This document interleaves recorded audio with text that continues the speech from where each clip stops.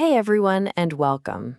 Today, we're going to talk about a part of the post-prostatectomy journey that a lot of men go through, but very few people actually talk about.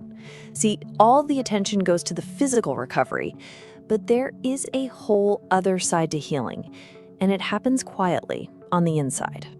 So let's bring that experience out into the open.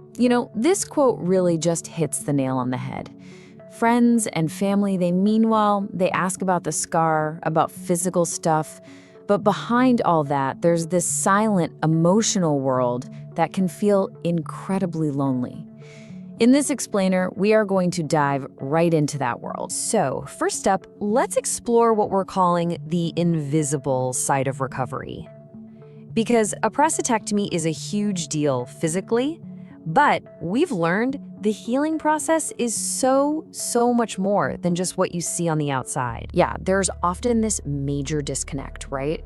Between what people are asking and what you're actually going through. The questions are almost always about the physical things. How's the urinary control? What about sexual function? Is the scar healing okay? But the internal reality for so many men is this whole other universe of doubts and fears and deep insecurities. And that stuff often goes completely unsaid.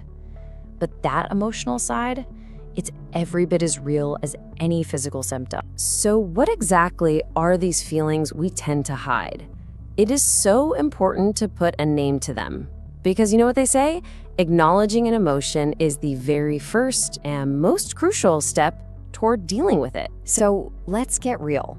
What are these emotions that kind of bubble up in those quiet moments after the surgery when you're by yourself? Well, it turns out these feelings are surprisingly common. It often kicks off with this deep anxiety, worrying about the results or the cancer coming back.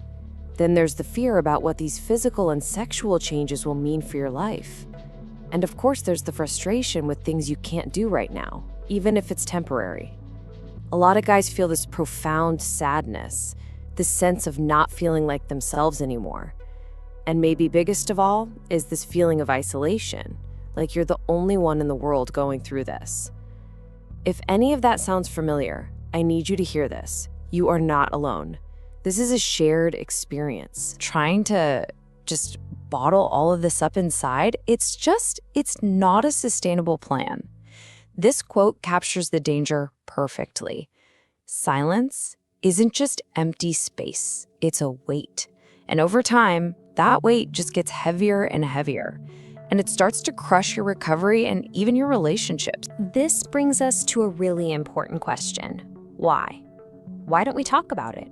Next, we're going to look at what our source calls the prison of silence and what creates it. For generations, men have been taught to be strong, to suck it up, to believe that showing any kind of emotion is a sign of weakness. This myth is especially powerful when you're dealing with prostate cancer, because it touches on these really personal parts of being a man, like sexuality and vitality. And it can make a conversation that's already tough feel just about impossible. And really, that's the core of it, isn't it?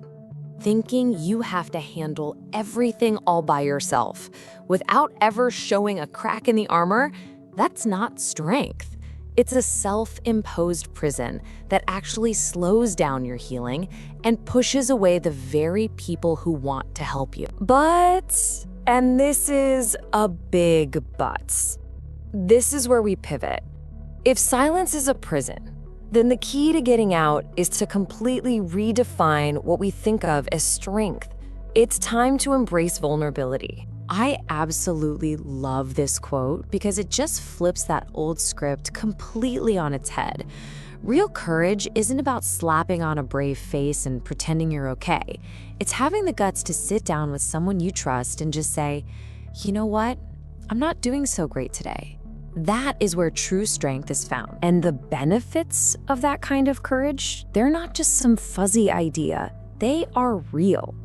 Opening up has been shown to directly reduce anxiety and depression. It actually helps you adapt to the physical changes your body's going through. It strengthens your bonds with your loved ones, and it helps you build a much more positive, resilient outlook for whatever comes next.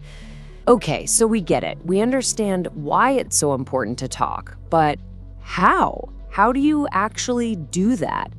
Let's get practical and look at a toolkit for healing. Think of this as your roadmap forward.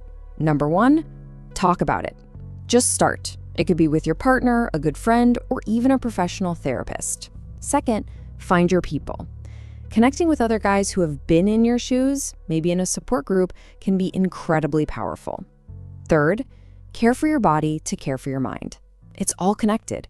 Good sleep, decent food, and some gentle activity make a huge difference. And finally, number 4, and this is a big one, be patient and kind with yourself.